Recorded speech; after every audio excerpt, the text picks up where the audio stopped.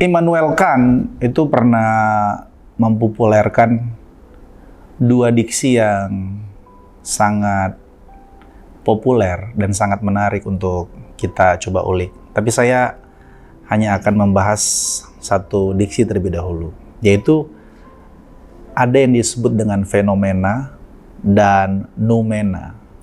Fenomena itu adalah sebuah realitas yang tampak, yang nyata, bahkan kita sendiri pun memiliki pengetahuan dari fenomena-fenomena yang kita observasi maupun fenomena-fenomena yang kita eksperimenkan. Bisa kita kaji. Nah, itu bagian dari fenomena. Sementara kalau bicara tentang noumena, objek atau benda pada dirinya sendiri, atau bisa dikatakan dalam bahasa Jerman itu das Ding an sich. Immanuel Kant menyatakan bahwa manusia tidak dapat mengetahui noumena atau pengetahuan atau subjek atau objek yang melampaui indera manusia. Dengan kata lain, noumena itu sesuatu yang abstrak, yang imaterial, yang sesuatu yang tidak bisa kita kaji dan kita lihat. Nah, saya ingin menarik ke persoalan noumena Injil. Saudara, kalau kita bicara tentang teologi kan ilmu mempelajari tentang Allah atau ilmu mengkaji tentang Allah. Teologi itu adalah ilmu yang berupaya mengetahui Allah itu seperti apa sih. Nah, kalau kita buat pertanyaan, bisa nggak kita mengenal Allah? Bisa nggak kita mengkaji Allah?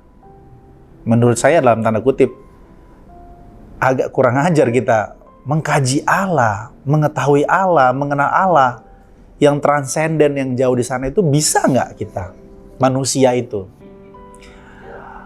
Saya bersyukur kepada Tuhan kita Yesus Kristus, oleh karena kasih karunia dan kemurahan-Nya, kemudian noumena Injil yang tidak bisa ini yang kata Rasul Paulus dalam 1 Korintus 2 ayat 9, yang tidak pernah dilihat oleh mata, yang tidak pernah didengar oleh telinga, yang tidak pernah timbul dalam hati, disediakan oleh Allah kepada kita manusia. Ayat ini seringkali disalahpahami dan seringkali tanda kutip diperkosa untuk memenuhi kebutuhan-kebutuhan dan fantasi-fantasi material kita, fantasi-fantasi duniawi kita untuk kamu yang tidak pernah punya mobil, kamu yang tidak pernah punya rumah, kamu yang tidak pernah timbul dalam hatimu kesuksesan A dan B dan C dan lain sebagainya. Ayat ini digunakan sedemikian rupa. Sementara teks ini tidak bicara itu. Teks ini sedang berbicara kutipan Rasul Paulus dari Nabi Yesaya bahwa Allah yang nun jauh di sana, yang tidak pernah kita pikirkan, yang tidak pernah kita tidak pernah timbul dalam hati manusia, yang tidak pernah manusia dengar, yang dalam tanda kutip yang tidak bisa kita kaji itu, yang tidak bisa kita ketahui itu, kemudian menyatakan dirinya di dalam Kristus Yesus Tuhan kita. Noumena itu yang tidak bisa, atau objek atau subjek pada dirinya sendiri yang tidak bisa kita pahami, yang tidak bisa kita lihat, yang tidak bisa kita dengar, yang tidak bisa kita raba itu, kemudian menyatakan dirinya di dalam Kristus Yesus, saudara-saudara. Jadi saudara yang diberkati dalam Tuhan, ini sesuatu hal yang sangat-sangat mahal, sangat-sangat berharga. Pada mulanya ia adalah firman, firman itu bersama-sama dengan Allah, dan firman itu adalah Allah. Ini yang membuat kita itu terpesona begitu rupa. Dia menyatakan dirinya kepada manusia. Dia datang ke dunia ini. Dia mengambil rupa manusia. Dia mengambil daging itu dan menyatakan kebenaran, berkarya bagi kita, menebus dosamu dan dosaku. Ini yang membuat kita kemudian terpesona. Ini yang membuat kita kemudian tersanjung. Ini yang membuat kita kemudian tidak bisa berkata-kata seperti kata Rasul Paulus, sungguh alangkah kaya dan tak terselami jalan-jalannya Tuhan itu. Dia memberikan satu kehidupan yang baru kepada engkau dan saya.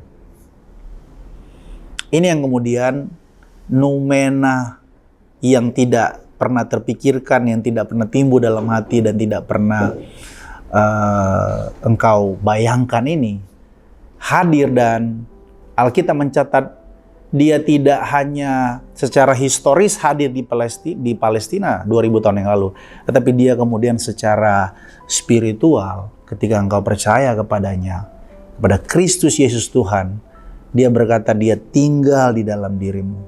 Engkau dibangkitkan bersama dengannya, engkau mati bersama dengannya, dan Kristus hidup di dalam hidupmu dan hidupku. Jadi mulai sekarang bagaimana cara hidup kita?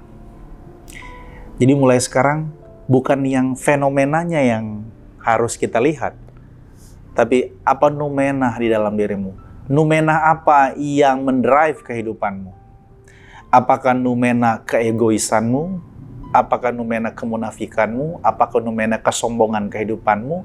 Apakah noumena kebencian, kepahitan yang engkau tampilkan sebagai fenomena? Ataukah noumena Injil, kebenaran itu yang mewarnai kehidupanmu, yang keluar, yang meluap menjadi fenomena? Dan ada banyak orang melihat fenomena hidupmu, dan orang boleh melihat Kristus, dan orang boleh berkata, terpujilah Bapa di sorga, karena dia melihat Kristus dari hidupmu, dan dari hidupmu engkau memancarkan kebenaran demi kebenaran. Alangkah indahnya hidup seperti itu ya, saudara-saudari. Jadi sekali lagi, saya berharap semakin hari, kalau saudara berpikir dengan secara logis saja, berapa tahun lagi sih kita hidup? Berapa tahun lagi kita hidup? Dan masalahnya kita nggak ada yang tahu kita kapan matinya kan. Ini semacam afirmasi kepada kita, sekaligus menegasi, afirmasi sekaligus menegasi kehidupan hidupmu yang lama. Coba lihat noumena di dalam hatimu itu sejauh ini apa yang bercokol di dalam? Injil atau keinginan dagingmu, atau value dunia ini, atau bisikan-bisikan narasi-narasi dari iblis yang menguasai noumenamu. Selamat hidup di dalam noumena Injil, beritakan Injil itu setiap hari. Tuhan Yesus memberkati hidupmu dan hidupku. Amin.